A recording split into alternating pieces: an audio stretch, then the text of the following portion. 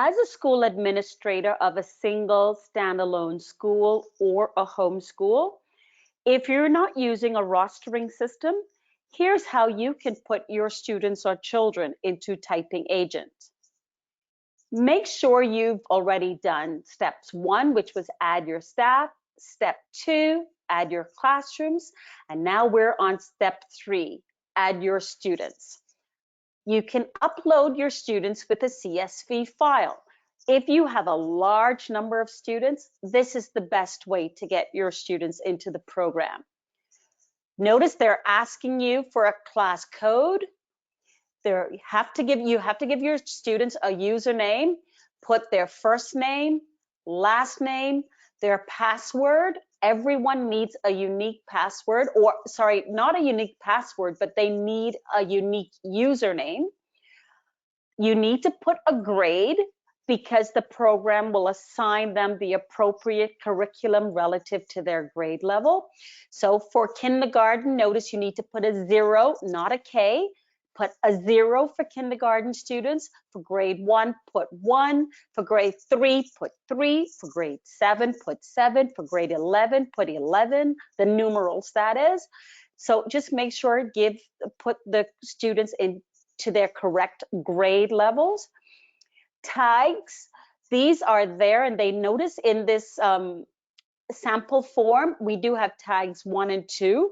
These are things that can help you with making sure you put the students in the correct order. They're to help you with your organization. These will not be added into the program. I will show you how. I'm going to use that in a little bit. So I just wanted you to pay attention to this. Again, let's look at class code. You may not know where the class code is, so let me show you. I'm going to click on admin. I'm going to click on my classroom, and then voila, here it says code, class code. This is what I need. So everyone who's going to go into this Smith's class need to have this code next to it. What I did was I downloaded a CSV file, and just from that previous page, and I went and I want to make sure I put my people in the correct classrooms. So just what it told me to do, have my class code. I need to go, this one is for Miss Smith's class. So I'm going to go make sure I copy that up, put that here. Miss Scully's class, I'm going to go take this and add this here, and Scully, and that's my grade 5 is Scully, voila, that's grade 3, and my grade 5 is Victor. I'm going to take that and add that here. Now, I'm just, because this is a quick walkthrough for you, I'm just adding 1 student. But if I had say, 30 students in this class, all I would do is add the 30 students, giving them all a unique username. And I can give them the same password. I will not give them a lame 1, 2, 3, 4. But again, this is just for expediency. I just want to get this done so you know how to do it. So I've added those things there. Let's get this larger again. I have now my students here. I'm making sure I just need to copy the same file. So if I know all of Miss Smith's children need to have this code next to this. So if I wanted to add a row here in a CSV file, I just add my row, insert a row, and I can put someone else there. Just copy this. You know what? Let me do it now. I'll just call it.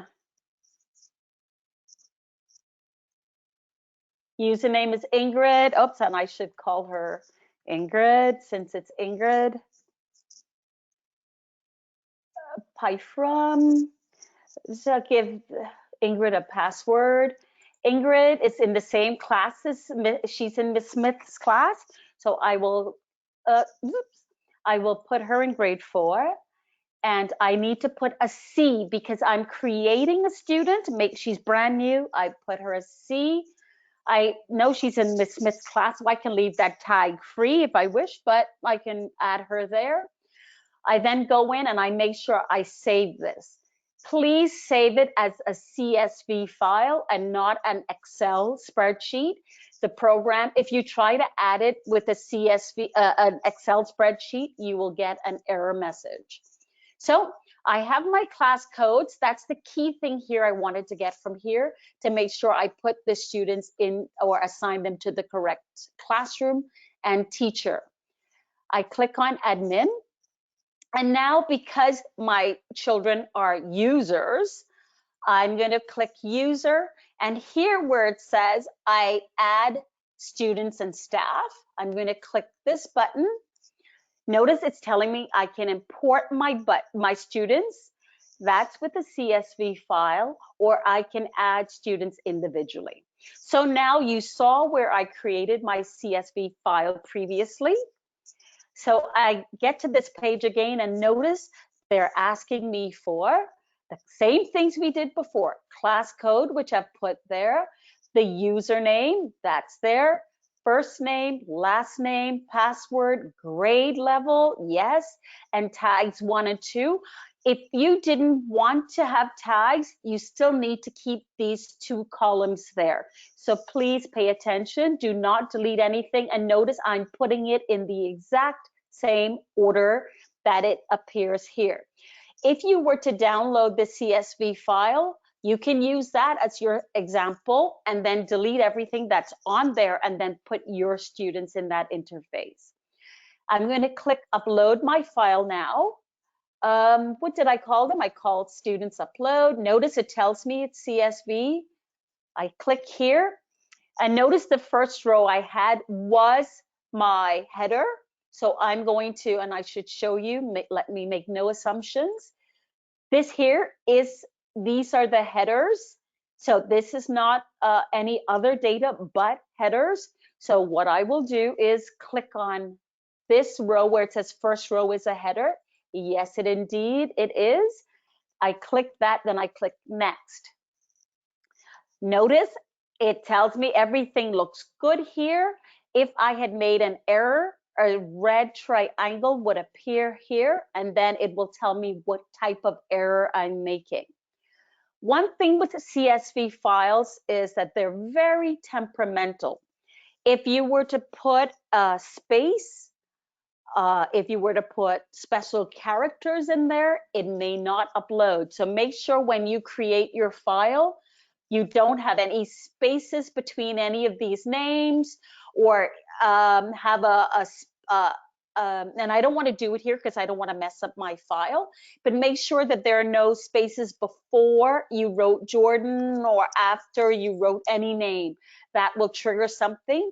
If you had, like, say, a cedilla on something, that may cause an error as well. So make sure you take off every or any special characters that can cause the program to think, hey, an error has been made. I click import. It tells me automatically 4 students were created and 4 enrollments were processed. I click on any of these, and yes, I see that the 2 students, notice that I had here in Miss Smith's class, notice they're now in Miss Smith's grade 4. The 1 student I had for grade 3 is there, and for grade 5 is here as well. It also tells me that they have never logged in. That's because we have just recently created them. Now remember, that's how it's easy to do a CSV upload. But suppose you just had 1 student who just came to school at the middle of the school year. No need to panic. Just go in, click on the user management because this student is a person. You click here and you add a single student. I can click here. I can give the student whatever name I want, blah, blah, blah, whatever password. I can select what grade I want her to go in or him to go in. I select the classroom and notice the classrooms that are available to me come up. and that's there. But suppose even if this were a student that you wanted to be fed, say, a grade 5 or a grade 4 curriculum, but still be in Miss Gully's class, I can actually do that here as well. I give the student a name, a password, first name, last name, and I create the student. And there the student is. The student will now appear in Miss Smith's. I put that in the grade 4 class. I can't remember which grade I put the student in, but voila, there it is. Sorry, I put that student in this grade 3 class, but I gave that student a grade 4 curriculum. You can do this. Don't let the program disturb you or make you feel as if you're doing something wrong. I can always go and move the student. If I don't want this student in this class, I can always go and edit that student, move that student, say, from this grade. If I don't want him there, I can select to move that student from that grade to, say, the grade 5 class, move that student. Then I go and I click here. I see that that student is there. So that's all for now. I hope you will now be ready to add your students into Typing Agent. If it doesn't work, try again. Don't get frustrated. It's really, really easy to do this, and you are able to do so. So have a great one. That's all for now. Bye-bye.